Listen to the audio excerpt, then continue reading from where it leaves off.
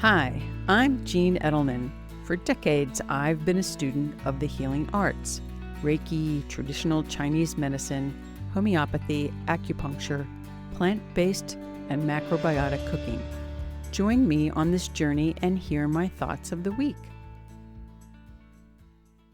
Great to be back with you. I do hope you had a good week. Did you get some time for yourself? How about some time writing in our journal? Journaling is the first thing I do every morning. It's a wonderful, healthy release of our thoughts and our emotions. It's a wonderful release to write down our dreams and our thoughts and our intentions for the day. So I hope you can make it a healthy habit in your day. Last week, we launched The Kitchen, where food meets life. I shared my journey about how traditional Chinese medicine and macrobiotics filled in the gap of food and health for me. Now, this is not everyone's journey, but I do believe that the broader goal is for all of us to have awareness so that we can make choices that can help us move in the direction of good health. And a word to remember is persistence. Persistence is good because it took me 5 years to convince Rick to make some changes. So, baby steps all the way. When I was sharing my story last week, I shared my why. And my why is more preventative. I wanted to make changes to my health so I didn't go down the health path that my family was going down. I wanted to prevent some illness and disease in my later life. And so preventative, that's all my focus is to continue to learn and as things change and to share, because all we can do is look at ourselves and what we need and how to bring health into our life. So we're not always going to hit the mark, because I'm definitely proof of that. And I've had setbacks, but I do hope that if we make some healthier choices, that we'll recover faster and we'll gain our strength back sooner. So as we continue this conversation, this week I want to talk about what it was like when I stopped eating meat and dairy and poultry, and I stopped drinking alcohol, and what it was like with family and friends in my life. Now, for any one person, that's a lot of change, but that's just me. I kind of take it all on at once, and so that's what I did. It was like January 1st, I think 2013, when I decided I was going to make all these changes. But I've learned a lot along the way, and I've had a lot of experiences. So I just want to share some tips of maybe what can help you if you've decided to make some changes. So the first tip is to be prepared. If we're going to go out, where are we going? Are we going to someone's home, or are we going to a restaurant? If we're going to someone's home, we do need to have a conversation with them and be willing to bring something that we enjoy eating.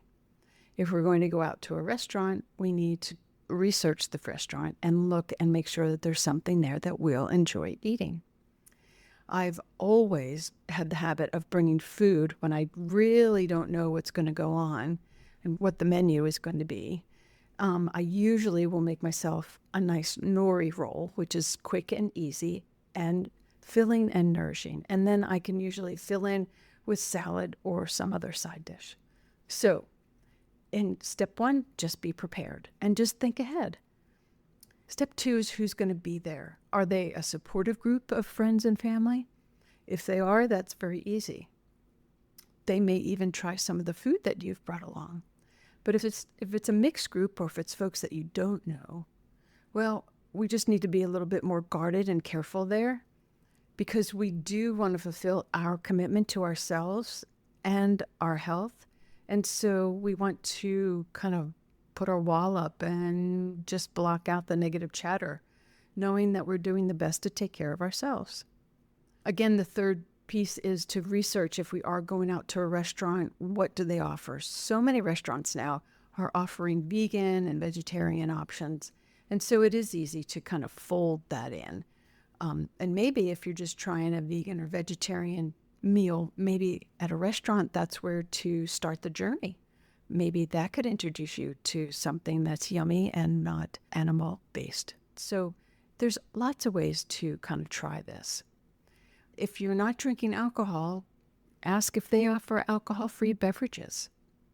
Number 4 is to stand up for our commitment to our health and don't compromise.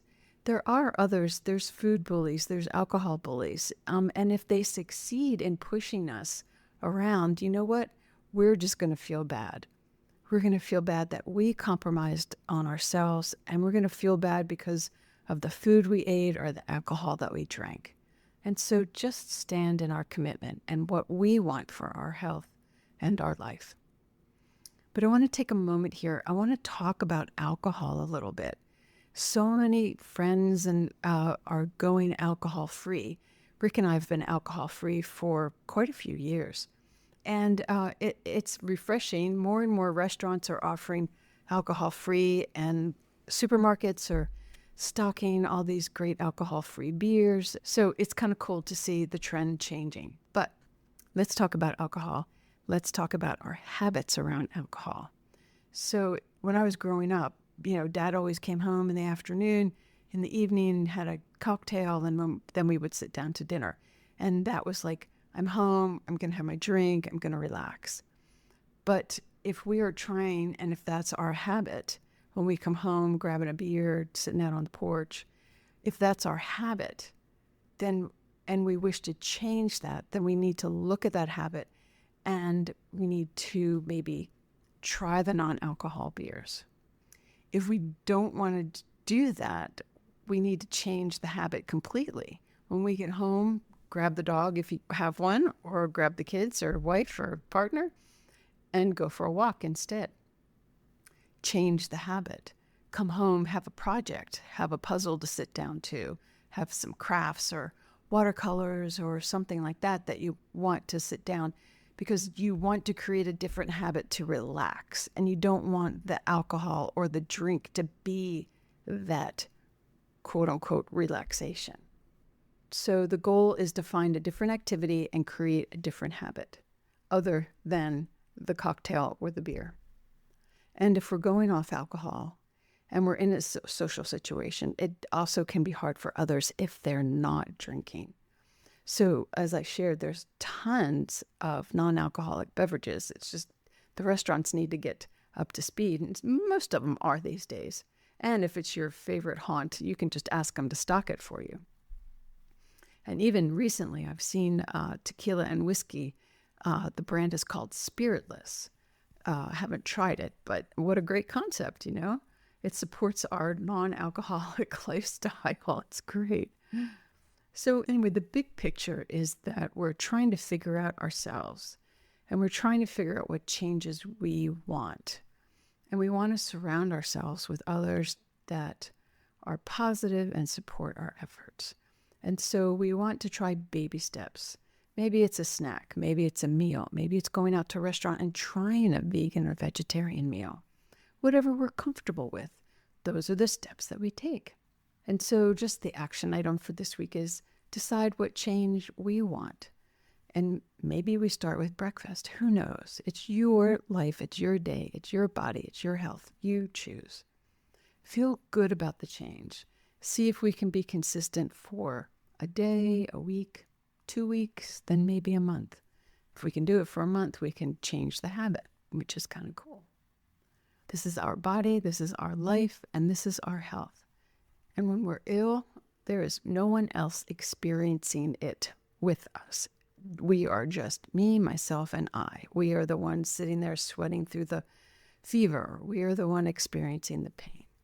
And so we are the ones that need to figure out, how do we have good health and good vitality? And how do we learn to have fulfilling, healthy days? We are in control of this. We do this by blocking out the noise. We do this by standing in our truth of what we need to do to feel good. And we need to remember that self-care is not selfish. And the goal is to be the best version of ourselves. So let's stand up for our health. Let's stand up for our changes. Others may follow along after they see how good we look, how good we feel, how much energy we have. Life is just so wonderful that way. So remember, we're in Earth School, always learning. Love is the biggest lesson, and to love ourselves and love each other. and to remember that life comes from us and life is for us.